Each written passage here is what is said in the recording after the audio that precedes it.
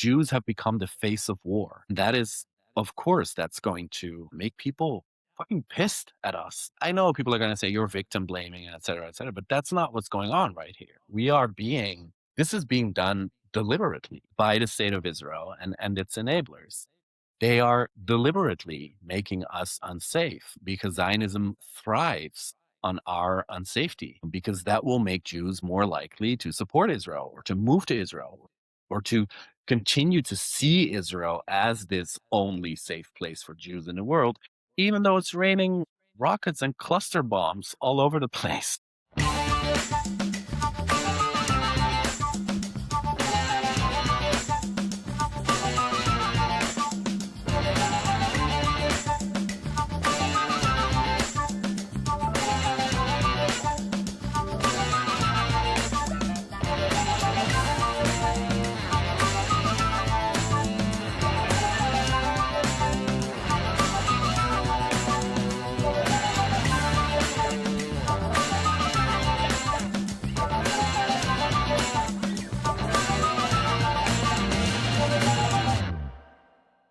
Welcome back to War is Stupid, an anti-war podcast about war. It is day 5 of Passover, meaning I haven't had a bagel in 5 days, which is huge for me, especially as a New Yorker. Now, this holiday is about many different things, depending on who you ask. For many, it is about freedom from tyranny and the responsibility to improve the world for future generations and to see how long you can go without leaven. For others, the meaning of this ancient holiday comes from the fact that the Seder concludes with next year in Jerusalem, which means absolute fealty to the State of Israel, established in 1948, and its current government, established in 2022. Now, to celebrate the holiday of freedom, I'm excited to welcome an activist and organizer for collective liberation based in Amsterdam. Simcha Zijlstra is a Dutch Jewish activist with Greenpeace Netherlands and the Jewish Manifesto. Welcome, Simcha. Hey, welcome I'm welcoming myself, I guess. Yeah. It's good to be here. Thank you. Thank you so much. Yeah, Chag Sameach. How's your Chag going? My Chag has been kind of slow. So, first of all, I was recently diagnosed with diabetes type 2, Wow. which means that I'm trying to, so it's in the early stages. So I'm trying to reverse it by being on a very strict diet. And basically that means that I'm not eating bread, I'm not eating pasta, I'm not eating, any of those things for the past year. So Pesach is not hard for me this time, which is That's great. great. The silver linings. Yeah, you're ahead of the curve. Yeah, and I hosted a really nice Seder at my place on the second night, so that was really, really amazing. How's yours going? It's good. First night was at my friend's aunt's, which was very sweet. And then second night, I was with my immediate family. So my parents let me use a original Haggadah supplement that I made for a very Sondheim Seder. So I know you're a theater person. So I'm super proud of it. If anyone wants it, feel free to DM. We got, The Last Midnight as part of the 10 plagues. Thank you. After next year in Jerusalem, we finished with Somewhere from West Side Story. So That's amazing. Yeah, I just said next year, let's do it again at my place. That really resonated with folks, and it was really sweet. Like I used kind of different Haggadah to kind of piece something together, and someone gifted me this anti-Zionist Haggadah that some U.S. rabbi made, and in it there was this idea to ask your guests to bring an object or a poem or a song or something that they resonated with when it comes to this theme of liberation. So we had a lot of beautiful conversations about liberation, very personal, very deep, very, just very beautiful. Yeah. I love that. And so I was exploring the Jewish Manifesto, and I'd love you to tell us about that. And then also in particular, the emphasis on joy, on finding joy in a culture that can often be fixated on Yeah. tragedy and devastation. Yeah. So Okay, so the Jewish Manifesto is a project that was born, I would say, around 5 years ago now. Basically, so I'm one of the folks behind Oive Amsterdam, and Oive Amsterdam is was founded by Liefnat Faber, a dear friend of mine, and basically the idea was to start a Jewish cafe in the city center of Amsterdam because we there used to be a lot of those before the war, but there's not really anything reminiscent of alive and kicking Jewish culture in the city center of Amsterdam right now. It's all monuments, it's musea, it's Holocaust monuments. A lot of it is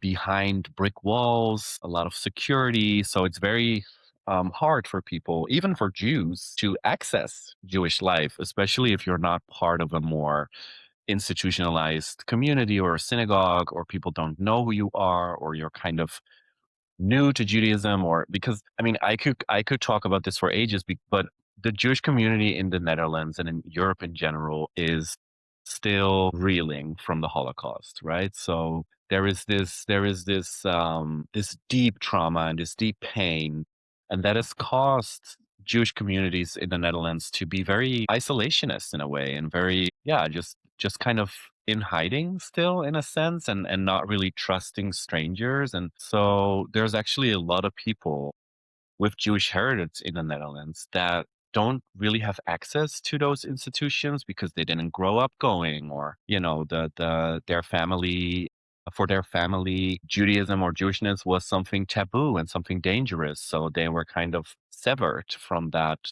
lineage and that tradition.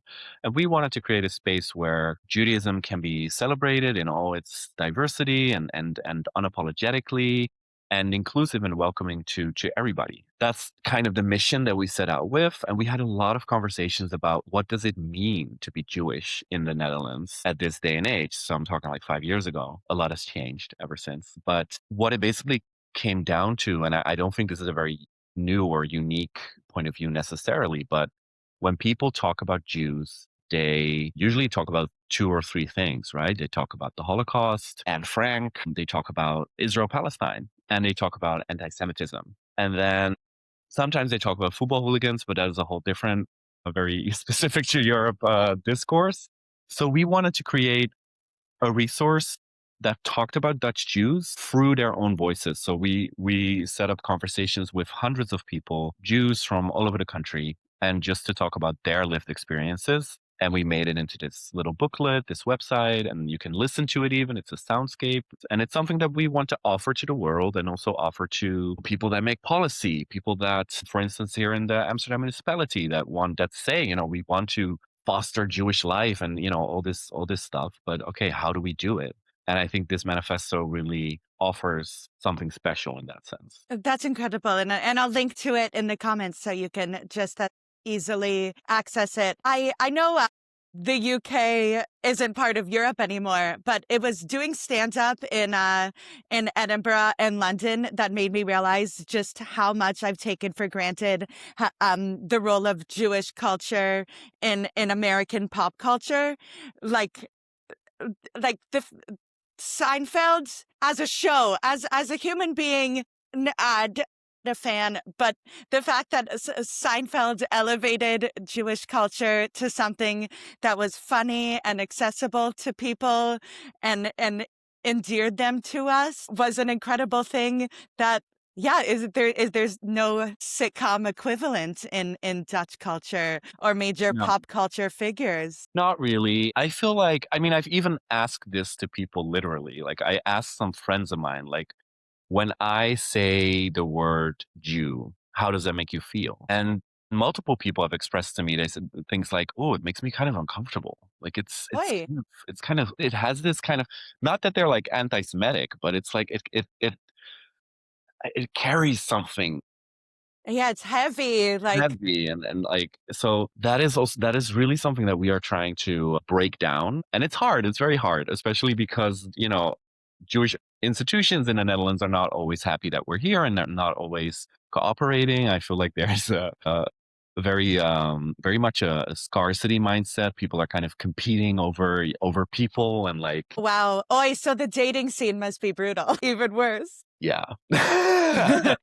I mean, yeah, I mean, I've had them all. I always say, no, I'm dating a really sweet guy at the moment, and Yeah. his mom is Jewish, and I'm very happy with that. What is your family story? So, here in North America, on the other side of the ocean, Jewish life was built by people who fled Europe. So, what are the vibes? Are the people who are still in Europe people who've returned, people who managed to Mostly. survive? Yeah, I mean, my own story is kind of peculiar in a way. Like, I wasn't raised Jewish, and also I didn't know that there was like a Jewish history in my family until I was like 12 or 13-ish. And then my father, I think to be honest, I think it was my brother who made like a bit of an anti-Semitic joke at the table, and my dad was like, "Hold up, that's not that's not you're not going to do that in this household." Like, my mom was Jewish, he said. And then I remember it making a really big impression on me, and my grandmother had already died by that time, and I didn't really know anything about her, and I still don't, to be honest. Like, it's very I've been doing a lot of research in my family tree, in my family history, and it's very hard to find anything concrete. So when I was like 19, 20-ish, I decided to convert to Judaism. So I came into Judaism at a young age, but I was already like an adult, and it's been a part of my life ever since. I'm 38 now, but I do feel like my story is because Jewishness and Judaism was very taboo also in my family. When I spoke to many relatives from my dad's side who were like, "Oh yeah, we don't really talk about that," and like, or were like kind of whispering about it, or kind of, or also like really fascinated by it, but didn't really know what to do with it. Like, so it felt to me, it felt like there was this like dark secret that nobody really wanted to talk about. Yeah, so when I was 19, maybe 20, I kind of decided to just go with it and convert to Judaism, and here we are. That's amazing. Yeah, we're grateful to have you. And so you got to define what Jewish life meant to you. Like, what in particular resources resonated with you or helped you on your journey? I mean, yeah, it's an interesting question because I'm also queer, and when my dad dropped this story on us that, he was Jewish, I was still really struggling with my sexuality. I was deep in the closet and very afraid to come out, even though I came from a very liberal upbringing, so to say. And I felt like, reflecting back on it, because I've been reflecting a lot actually on my conversion lately, and especially in the past 2.5 years, because it couldn't help but cross my mind sometimes of being like, what the fuck? Like, what community did I join? Like, what's going on? But then again, like, it's such an important part of my life right now that it's like it's not something that I can just, you can just stop doing or something like that. Exactly. And we can't let the assholes run away with No, no, the no, whole. for sure. But I think it gave me a sense of belonging, a sense of identity, and a sense of it felt, even though, like I said, on my dad's side of the family, it was very taboo. It was very hard to talk about it.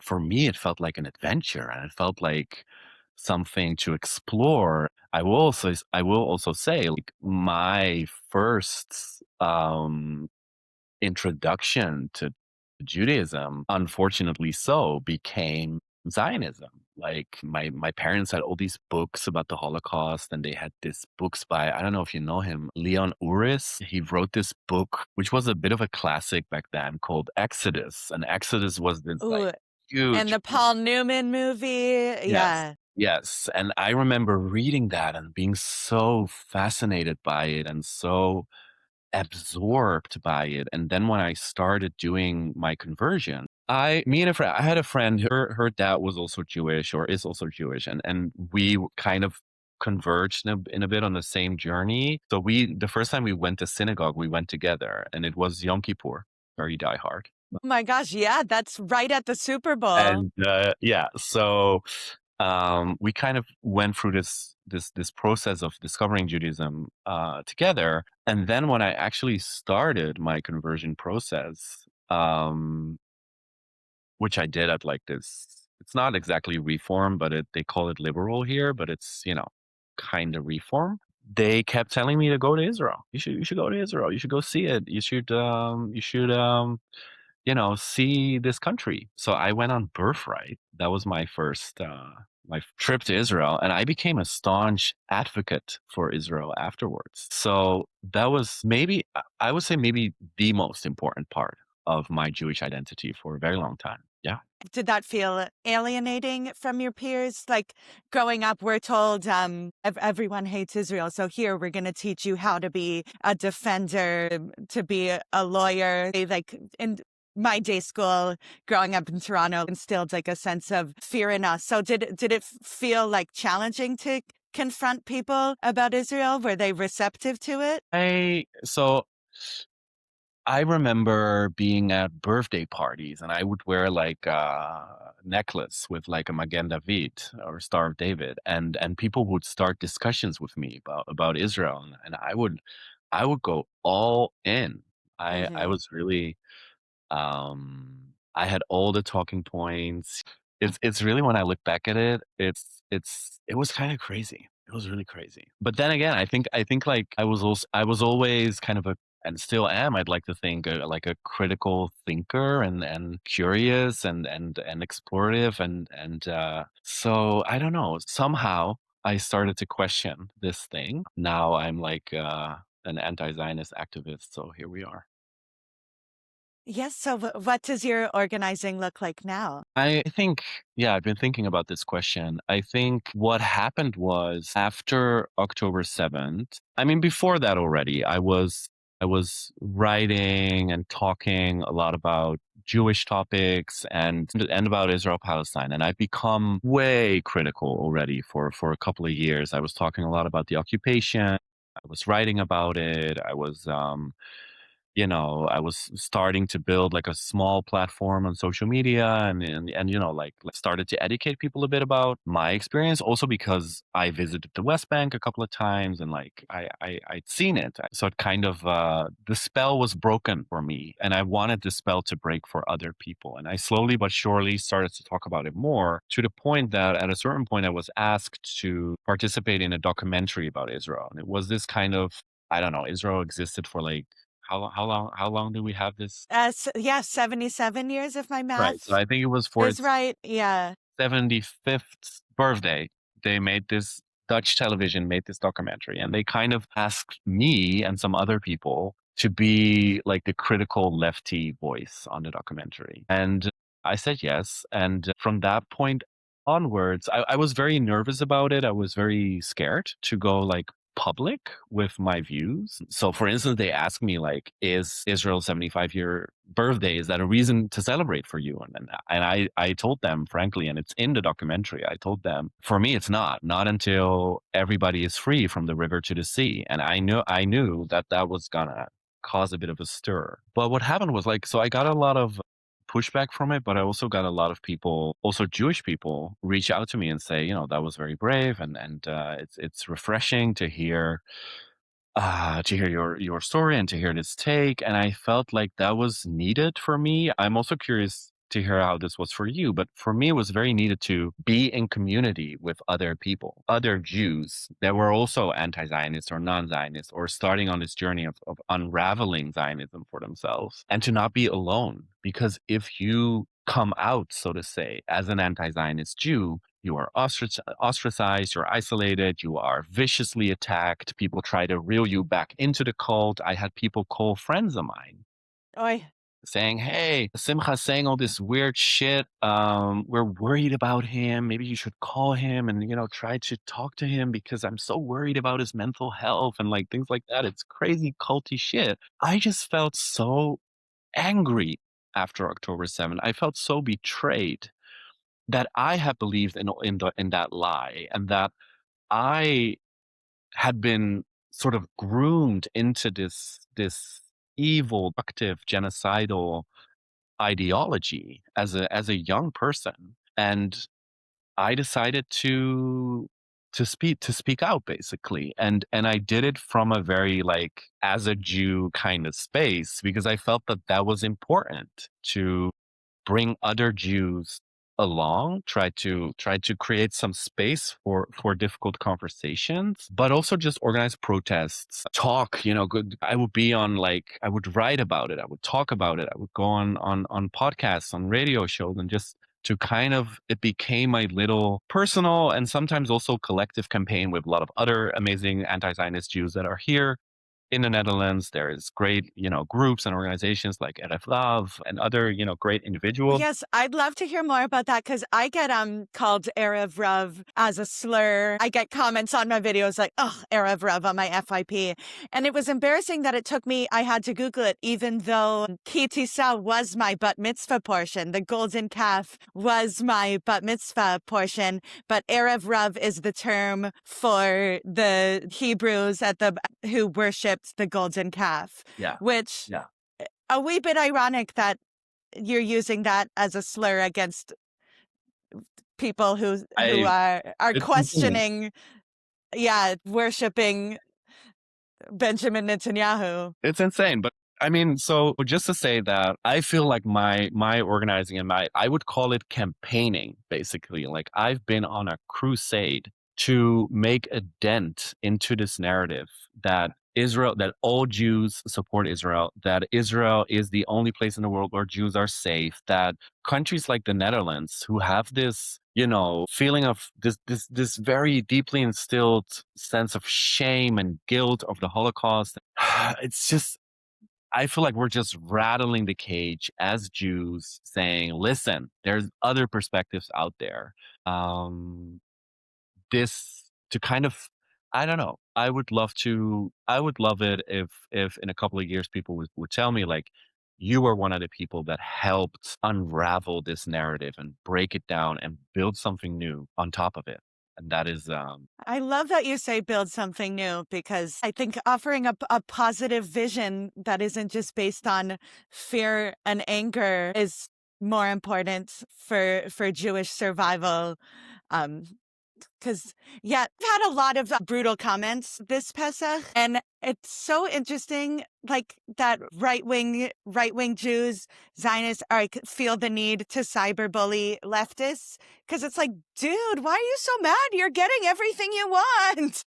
Like, your winning policy is being written by or yeah, catered to you. sure. I mean, the power balance Iran's is being definitely there. bombs. Lebanon's being bombs. Like, why are you mad at me? You're such a sore winner, dude. Yeah. I mean, the victimhood and it's insane. And like the other day I got a really interesting comment also. I made a little, so one of the things that I do, I try to, I write a lot and sometimes I go like, I try to deep dive into a certain topic and educate people about, certain aspects of Zionism or whatever, or anti-Semitism or things like that. But I also just make stupid content sometimes, or something to just to make people laugh or to make them think in a different way. And I made this little video saying, like, with this audio underneath it, it's hard to explain, but basically the text said something like trying to figure out how Israel is the only safe place for Jews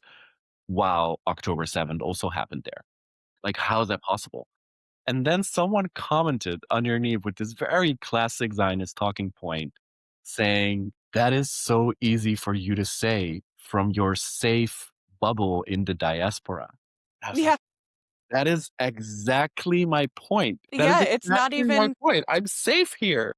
Yeah, as we're saying this, there like a building collapsed in Haifa and 4 people were buried. So for all the people who were cheering on this war, there's blood on your hands. You put people in a position that they shouldn't be in. It's failing to keep Jews safe in Israel. Yeah, and I mean, and I'm saying, like, I'm safe here, but on the other hand, like, I'm not. Obviously not, because Jews are not safe because of anti-Semitism and because of racism and because of, so, these things are there and they'll always be there. But the state of Israel is actively making us people the face of all this destruction and war, and like we are now the face of war. Oh, That is not. That is.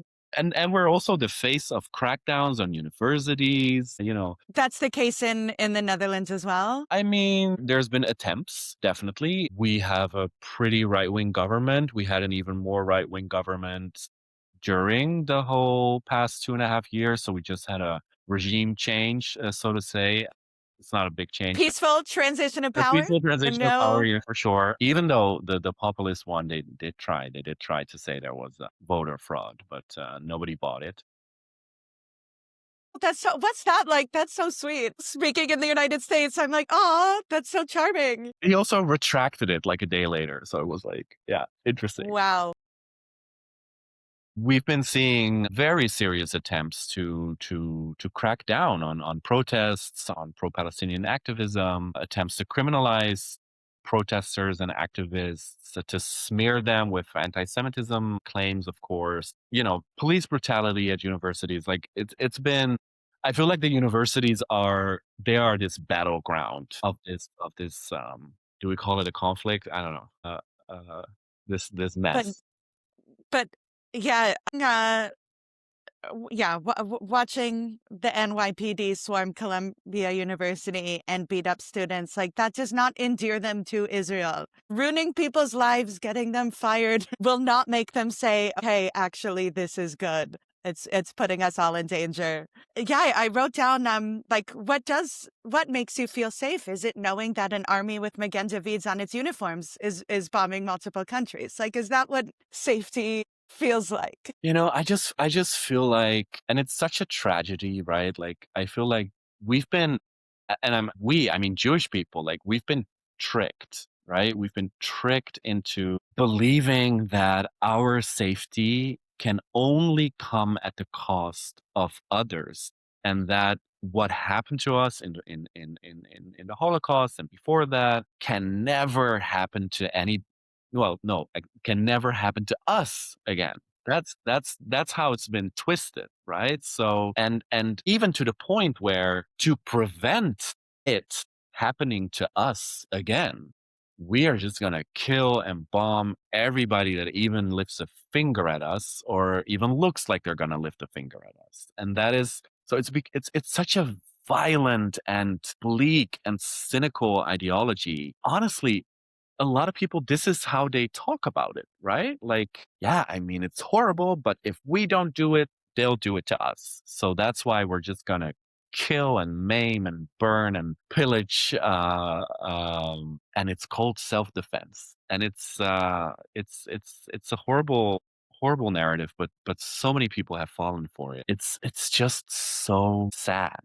It just makes me so sad and so angry. Yeah, and you're joining us from Amsterdam, and I'm in New York City. Like, I make a point at every opportunity to say, like, the cities are proof that everyone can live together if you just respect each other and don't approach them with machine guns. Like, Yeah. the killer be killed mentality has already been disproven by these glorious multicultural societies that are so much more interesting and so much more fun to live in than a perpetual state of fear. Exactly. And is like I said, there is anti-Semitism. I think it's very often related to what Israel is doing on a daily basis, and we can all watch it on our screens every day. We've had an anti-Semitic attack against a Jewish school 3 weeks ago. So there was a like a how do you say it? Like a little bomb. Let's just call it a little bomb.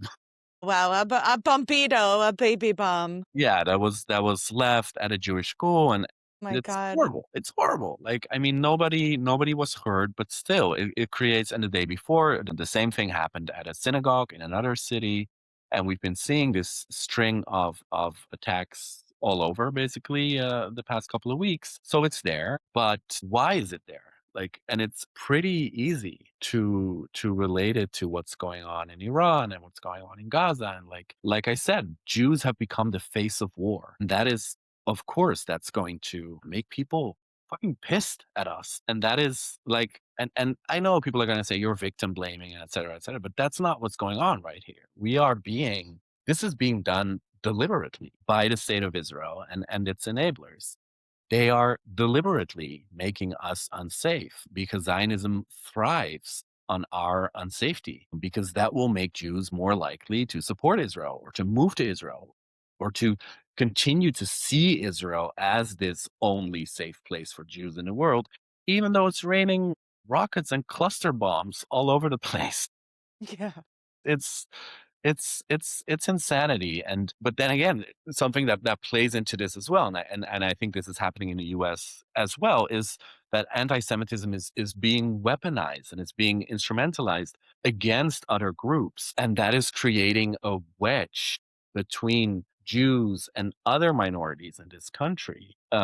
So basically standing in the way of solidarity and standing in the way of safety through solidarity is this this way in which anti-Semitism is also wielded as a weapon, not to protect Jews, but to drive a wedge between Jews and other communities, and that's so incredibly harmful. And yeah, if we're fighting each other, we're not fighting the people in power that are sending the bombs. Oy vey. So yeah, I'm glad nobody was hurt in those tiny. Nobody was hurt in the small bombings, right? In the or No, those are threats. So those were real threats. I'd be remiss if I didn't ask about football hooliganism. So the November 2024 Amsterdam riots. Was there a pogrom, and are you okay? you mean What went the down there? the November pogrom? Yeah. Yeah. Mm, Kristallnacht too. Yeah, I mean, it was such a weird day because we all kind of, I mean, at least I saw it coming. I'm not like, Oy. I'm not a prophet, but like, it was very clear that something was going to happen. Like a few days before this football match, I'm in a certain algorithm on Instagram and I could see that people were posting like these Maccabi fans are coming and we should like demonstrate, and like these people are on our holiday from the genocide, like we should confront them. And you could already sense like something is going to happen, something, and rightfully so. Like we've been seeing this massacre unfolding in front of our eyes, and then thousands of Israeli football supporters show up in the city. Like what do you think was going to happen? And then on top of that, they were singing horrible racist songs in the city center, but hundreds of them singing "Death to the Arabs" and "May Your Village Burn," and they were ripping Palestinian flags from people's houses. Like they're, so we could already, a day before the pogrom happened, we saw these images of like Israeli men roaming the streets singing racist songs, ripping Palestinian flags from people's houses in the midst of Israel committing a genocide in Gaza. Of course that was going to make people angry. And we've seen there's been credible reports of people, saying that they were going on a Jew hunt and things like that. So I mean, that's obviously horrible. And so yeah, a lot of violence went down that night.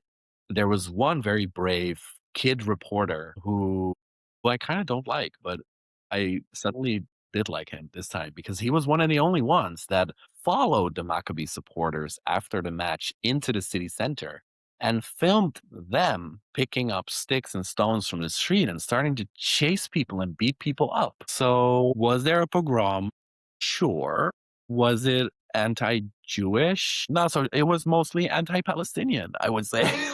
like no, but jokes aside, like the word using that language was so cynical. And the Israeli government, they had it ready. Like, I think just 20 minutes after the attack, like they started putting out this language, and Dutch politicians were just eating it up.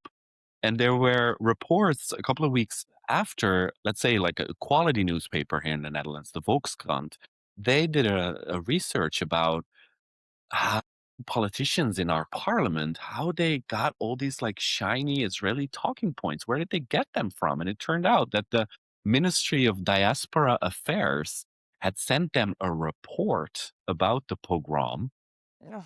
in which they linked some of the people that were involved to Hamas and things like that.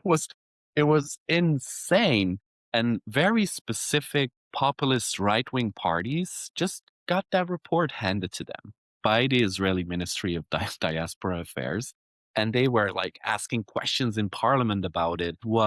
It was I mean, speaking of theater, it was theater.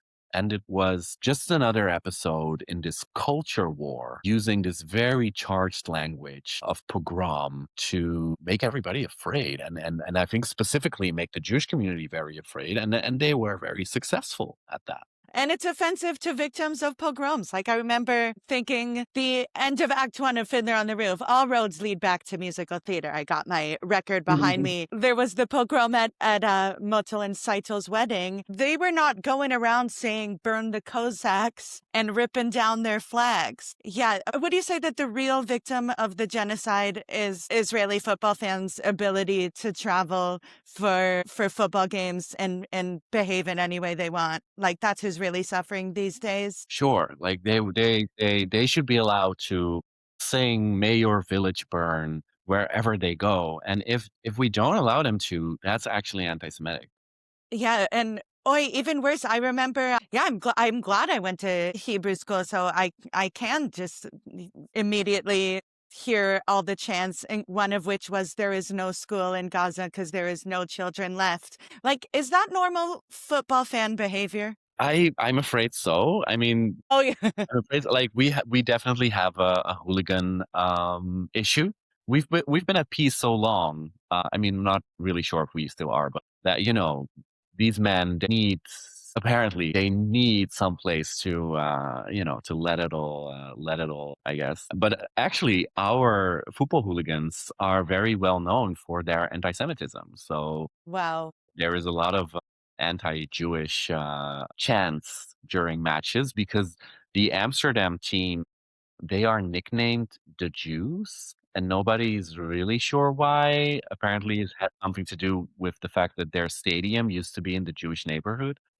It's hooliganism and anti-Semitism are closely entwined in this country. So I guess nobody here is surprised if hooligans start, beating up people in the streets. That happens. I just think that what was so infuriating to me was, and this is something that happens all the time, right? Is where these people were behaving horribly, and suddenly it was an anti-Jewish pogrom, an anti-Semitic violence, and these people just leave out the fact that these people, first of all, were Israeli in the midst of a genocide, coming here, then singing genocidal songs and tearing down Palestinian flags. It's just infuriating how that wasn't even mentioned in a lot of the reporting and the way politicians talked about it.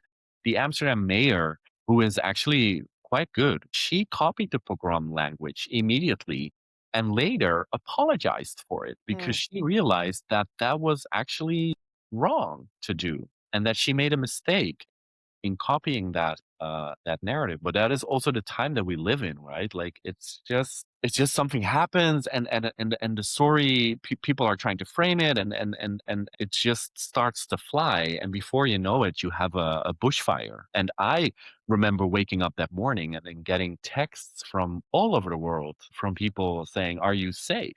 I heard about the pogrom," Oh my God. and it's yeah. And so, how did you respond? Did you explain to people? I mean, I went on, again on a little campaign. I even spoke to some media in the US. I spoke to CNN, I think. I spoke to the Jewish Telegraph Agency, like really tried That might to be how I found you. Yeah, we initially connected over true, yeah. Instagram, so that must be. That could be true. To kind of try to offer something different than anti-Semites are roaming the streets in Amsterdam and nobody's safe. Yeah. Has there been any like policy changes, or the mayor apologized? Has the Jewish community like changed their tactics? It gets talked about, and I think unfortunately in a big part, or at least a very vocal part of the Dutch Jewish community, and mostly the institutions and the organizations that claim to speak on our behalf, this incident really helped them to even get even more deeply entrenched in this narrative of rising anti-Semitism and Jews are not safe here and the only place we're safe is Israel, yada yada yada. And I will say, a couple of weeks ago, I was invited by a very Zionist Jewish organization here in Amsterdam to speak at an event of theirs, and I reluctantly said yes, but I said yes because I felt it was an interesting opportunity for me personally to go into a space like that, spaces that I used to frequent quite often years ago, and just kind of experience it. Like, what is the vibe right now? Like, how do people talk? How do people think? Like, what's been happening for the past 2.5 years? And it was a panel discussion about speaking out in the media and social media, and like if you should or should not do that. And in my case, it was very clear that they thought I should not do that. But it was very sad to see that so many people are still stuck in this. First of all, you cannot call it a genocide. That's anti-Semitic. It's an insult, and it's making us unsafe if you say that. And just, I heard things like, first of all, very Islamophobic things, but also things like, oh no, those pictures that you're seeing from Gaza, they were made in Aleppo. All this crazy, No. crazy stuff, and it's still being pushed, and people are swallowing it because I think people don't want to acknowledge the truth. I often use this narrative of, I mean, I compare Zionism to a cult. I also compare it to like this kind of Disneyland, like just a fairy tale experience where you can just live in a happy fairy tale of this like happy clappy kibbutz from the 1960s, and people are still stuck in that fantasy and they don't see Israel for what it really is. And in some cases they're even doubling down on like super racist supremacist way of thinking and of talking about Palestinians and Arabs and Muslims. I was very shocked by that, to see that at least in this specific space it felt like nothing had changed, or at least, or maybe it had even gotten worse, the way people are just burying themselves and doubling down on their Zionism. Wow. So I guess that makes alternative spaces like Oy vey all the more important. Like that people know that, Yeah, yeah, it is. And like in the Netherlands, we have RF, which is like, we talked about it briefly earlier, which is more like really an anti-Zionist organization. So it's more like the Jewish Voice for Peace in the Netherlands, let's say. And then there is another organization called Gate 48, which is an organization of Israelis that are, anti-apartheid, anti-occupation, anti-genocide.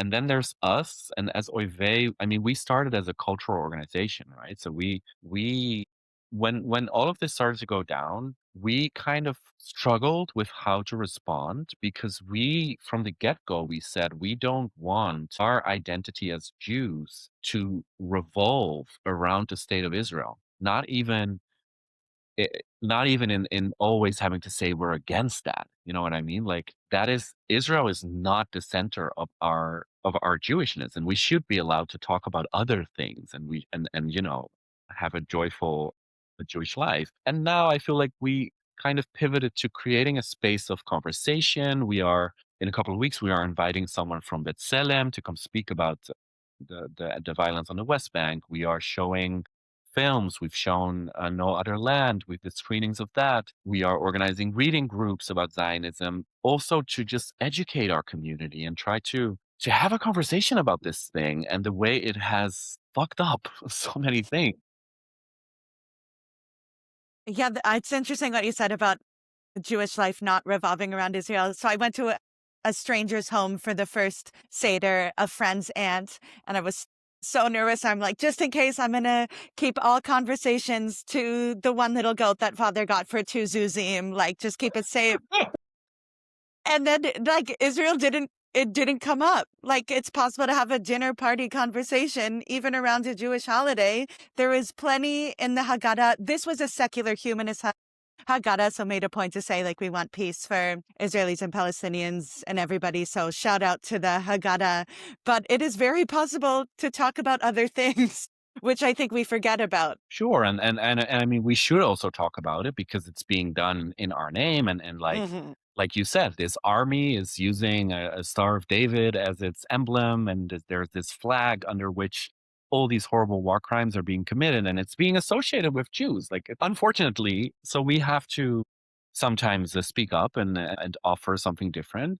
But yeah, we should also just be able to have joyful Jewish lives and enjoy a bagel and, like, here in Amsterdam, that's not really a thing, but, like, we have other things to eat, it can be so simple. Yeah, what's fun? Yeah, what are some like Amsterdam specific Jewish things? I remember a few years ago, I was in Spain for Hanukkah, which was the best because like the Sephardic sufganiyot, Yeah, bunuela, yeah, I think you're right. yeah, Yeah, that's amazing. Yeah, that was the freaking best. And I regret now I'm thinking about it during Passover. A few more days to go. We'll make it through. we'll make it cool. We'll make it. Like, I'm good. Like, I'm not eating the chametz. Yeah. Specific Amsterdam Jewish food. I mean, there's a lot. So Amsterdam before the war used to be a super Jewish city. I think at a certain point, even like 1 in 6 of people living here were Jewish. So that's huge. So we have influenced the culinary scene quite a bit. So there's things like pickles, but things like Ossenworst. It's a very specific kind of preserved meat sausage. That is Jewish. What else? There is also someone brought for Pesach, they brought which is apparently a very specific Dutch Jewish thing called gremsjelies, they called them. Did you ever heard of them? It was like No, it was like it was like a matzah latke, but sweet. So with that's so raisins and interesting. cinnamon and ginger. You have gember bolus, which is like a ginger pastry, which is also very Jewish. There's all these things, and also in the language, there is a lot of. I know this is the case for New York, but in Amsterdam, there is a lot of Jewish language in the or Yiddish words mixed in with the Amsterdam dialect. That's yeah, that's beautiful. And food, language belong to everybody and do not hurt anybody. Like I think it's important to emphasize the aspects of Jewish culture and Jewish life that do not have a death count, which is what the powers that be are trying to say Yeah, is what the Jewish experience is. So damn it, what's that food called? That sounds fascinating. which one? The latke? Yeah, the matzah.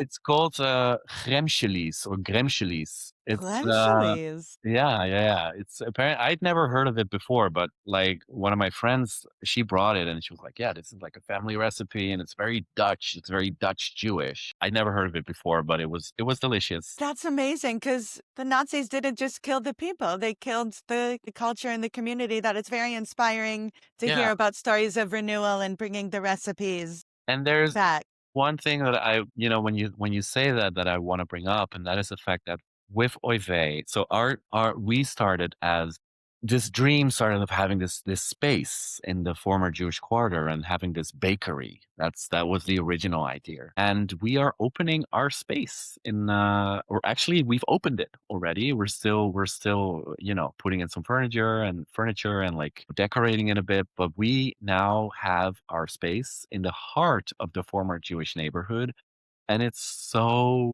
special because that is the place where we, can build something, that is going to be there on the street for people to see when they walk by it, and there is this Jewish place that you can just walk into and you can have a coffee and you can read a book, and we're going to have our events there, and we're even going to build a mikveh in the space. Cool. Yeah, gonna have a spiritual element to it as well. I'm just so proud that I'm not gonna take credit for that because that was not me, but we have this space now, and we are literally and physically renewing and rebuilding Jewish life in this city that was once one of the most Jewish cities in the world. It's even the nickname of Amsterdam is Mokum, so people call it Mokum all the time, and it comes from the Hebrew word makom, which means place, and that's also what we've called our space. So it's called makom. I used to joke that London is New York City for Goyim. It's NYC without the je ne sais quoi.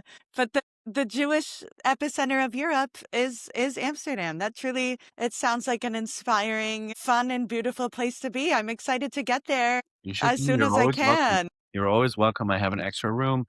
The cafe around the corner, they host an English language stand-up comedy night. Like, you should come. Yes. Yeah, I know.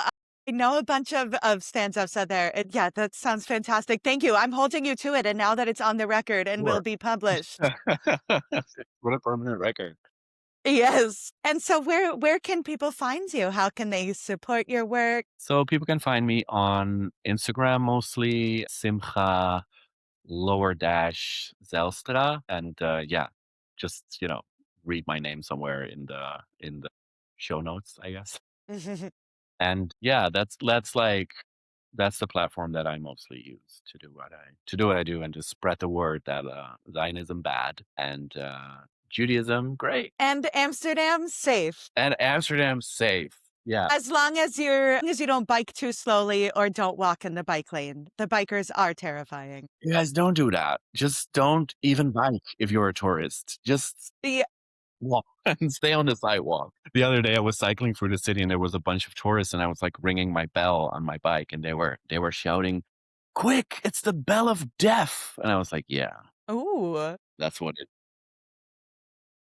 that's so funny. That's speaking of Chad Gadya, the angel of death yes, is on a bike. riding through on bike is to call. Thank you so much, Chag Sameach. Chag Sameach.